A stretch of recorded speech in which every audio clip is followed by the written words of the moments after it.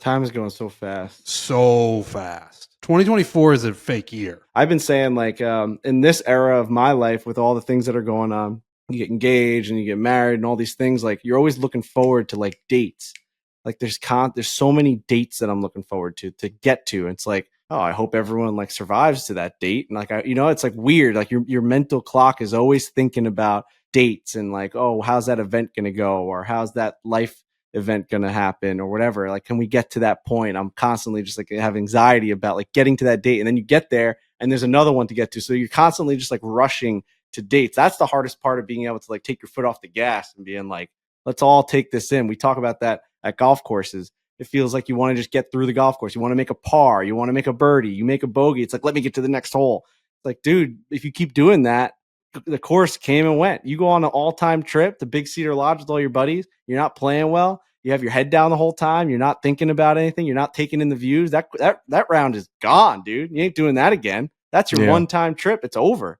You're never going back. So yeah, it's hard to like really take a step back. What's the right way to do it? I don't know. It's you have to like take a pill or something. I don't know what you got to meditate. Do you have to? What do you got to do? I don't know how people. Yeah, like, and especially now you even divide. You get even deeper. You magnify it even more. And like, and then when you're at work, you're thinking about like deadlines and like each day is just like you're just worrying about a specific day. And once you get there, like what had happened the last week at work? I don't even remember. I'm just thinking about this presentation. And then like you're dead. It's just like you keep doing that until you die. We got to stop with these like dates. Dude, I remember hearing Tiger Woods would talk about after winning majors and stuff, and he would talk about how there's a certain aspect of it that almost sucks, like right afterwards, because it's like, dude, you're blocking everything out as best you can. You're locking in. You're trying to focus on the shots, which in order to do that the best that you can, you're doing the opposite of soaking it all in. You're literally trying not to soak any of it in, and then you go through, you hit that last putt, throw your hands in the air. They give you kind of the trophy and you do some media stuff. And then it's just like over. It's just over. And it's like, you didn't experience any of it. Like you're like the people that win the championships and like win the majors, Tiger's like not even there for any of it. He's just in his own zone, just hitting golf shots as if he would in his backyard. That's what makes him the greatest player of all time. He's not getting affected by all the things that we find to be memorable and cool. He's not being affected by it. He doesn't see it. He doesn't see bodies. He doesn't see faces. He doesn't hear the crowd noise. He's just zoned in on his tee shot. And then at the end of it, he's like, oh, I have this green jacket and now I'm a legend forever, which is awesome to be able to experience.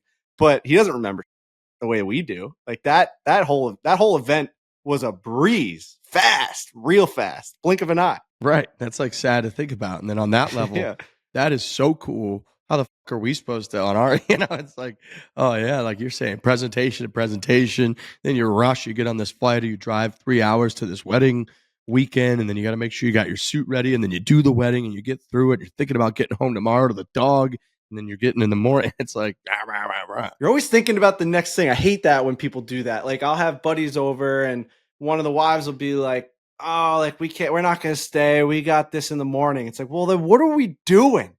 Like what, like you're always thinking about the next thing. You're never doing the thing. You're never doing the thing to the fullest. Like, oh, I got to go to sleep early. I got an early morning. Like we're trying to do this. And then the early thing in the morning's the next thing. Why are we ending this thing for the next? You know what I mean? We're constantly cutting shit off and we're not enjoying anything. This is just life we're talking about now. Life is breezing by because we're constantly looking towards the next. Constantly. Or looking back, thinking about what did I just do? And it's like, it's not good. It's not good. It's really hard to take it all in. It is very, very hard. I've been more conscious about it. When I went on the trip with my parents to Ireland, constantly like really reminding myself, you're here with your parents in Ireland, saying it to myself right now. There's going to be a time you look back and be like, what was it like to be with them? Or what was it like to go on vacation? I'm here now with them, Frank. Look at them. Look, your dad's right there. Your mom's right there. You can have a drink with them. You can say hi. You can touch them. Like I do that all the time now. That's like been the last, but it's still hard. At the end of the day, you got to do it on the golf course too. Like, yeah, I hit one out of bounds. Like, and I go to the next hole and they're like, dude, how amazing was that hole? It's like, I didn't even see it. I have that hole. It's like, no, let's not do that.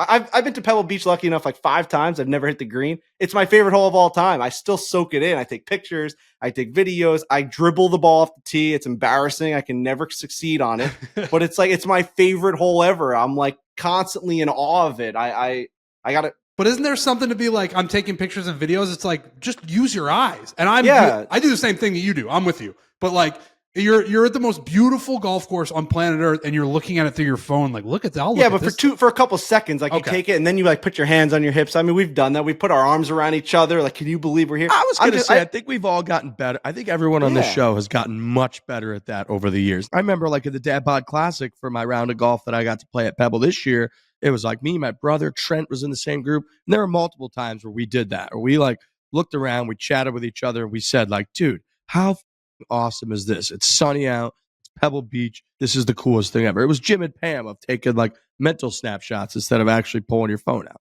Slow down, man. Do like little exercises. Like there's little things to take away from this. We might not be saying it the right way.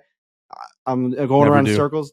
There's ways to go about life. I don't do this correctly, so don't act like I'm like preaching this down towards you. Like I struggle with it just like you probably do. But we all can be better by slowing things down. You know, it's just nice to talk it out and like really start to get a sense for like, what are we going to do here going forward? How are we going to live each day?